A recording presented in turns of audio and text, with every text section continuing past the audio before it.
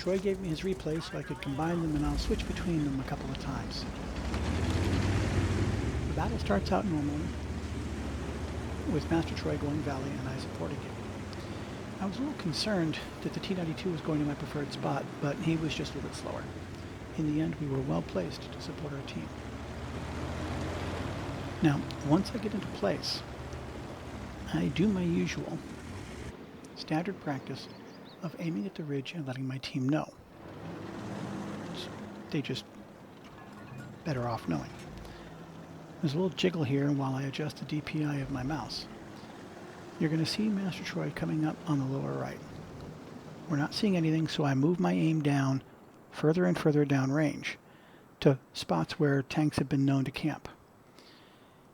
Eventually, I find myself settling in where artillery likes to say, "Oh, did you see that? There's an artillery there." Well, I'm pre-aimed, so I may as well take a shot. And it works. That's where things start to go bad for the enemy team. I killed one of their arty in the first shot. Now I'm going to switch back to Master Troy's point of view.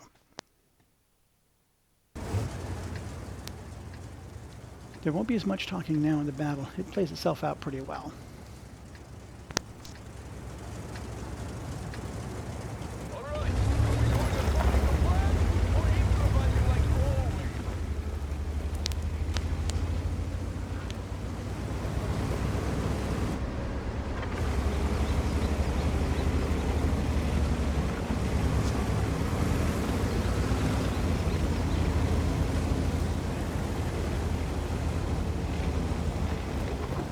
If you take a look at the minimap, you can see that most of our team has decided to go Valley. That's a unique way to play it and doesn't happen often. As Master Troy gets up to the top, he's going to go to sniper view, take a look for someone to mark a spot, and then start to listen.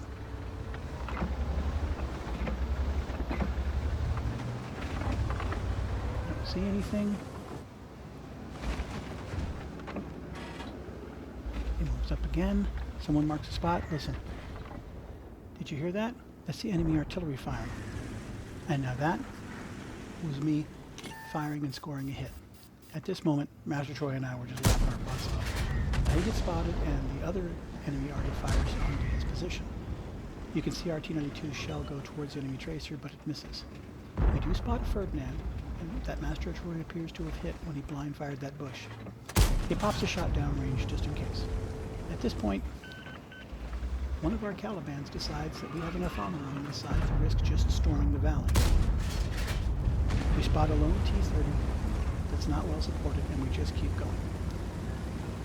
Master Troy heads on down to join in on the T-30. He can't really get a shot, so he goes up on the little rise, risks getting shot by the Ferdinand, and gets a good shot into the side of the T-30, just in time to get hit by the T-92. We see the enemy T-30 get destroyed, and then why my counter-battery fire you just saw missed. The T-92 is spotted making a run for it and doesn't survive for long. Master Troy gets another shot into the Ferdinand, and then after a reload, destroys it. Now we're going to switch back to me, show what the artillery is doing. I'm moving up to support our team in taking the cap, but I see the T-92 is also moving, but he's slow. I want to give him a push. I consider trying to go over here, but there's a tank destroyer in the way. So I take the next chance, and it goes so well I end up ahead of the T-92. I'll say this for American Arty. They are mountain goats. I do a lot of climbing in them. I wait.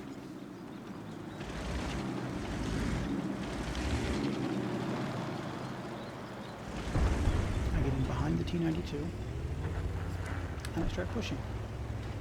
He thanks me in chat, and I say when.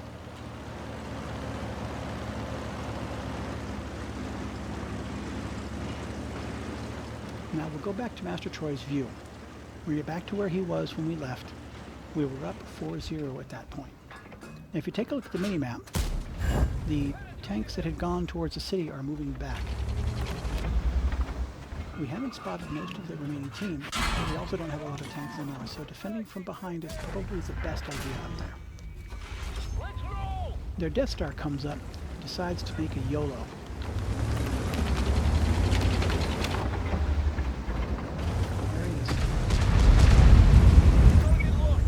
he dies for.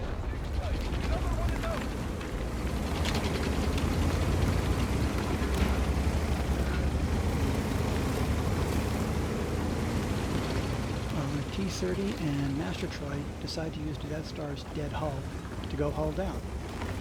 It's really funny if you just listen to how many shots end up bouncing off this T-30. He does have to readjust once, but there's a lot of bounce shots. Now, this is one of the times when it's easy to see the benefit of good counter-battery fire. If they already had seen their team's deployment and gone to K0, right now we'd be facing death from above. As it is, the T-92 and I are moving into position, and we are going to bring death from above down on the enemy.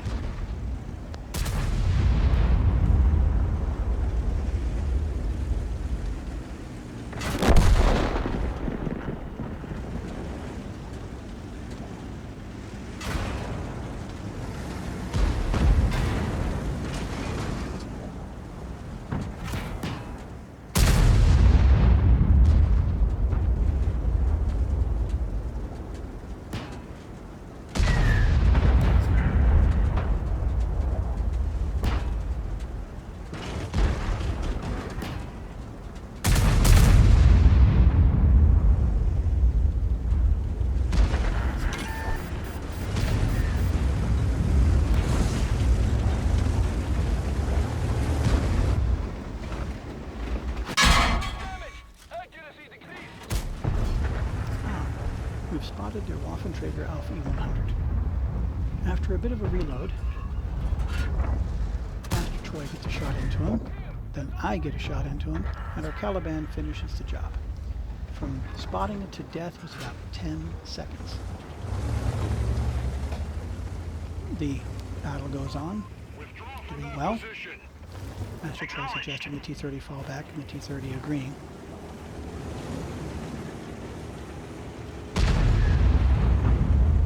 You can see Master Troy messaging me about the game, and I'm like, I am in full agreement.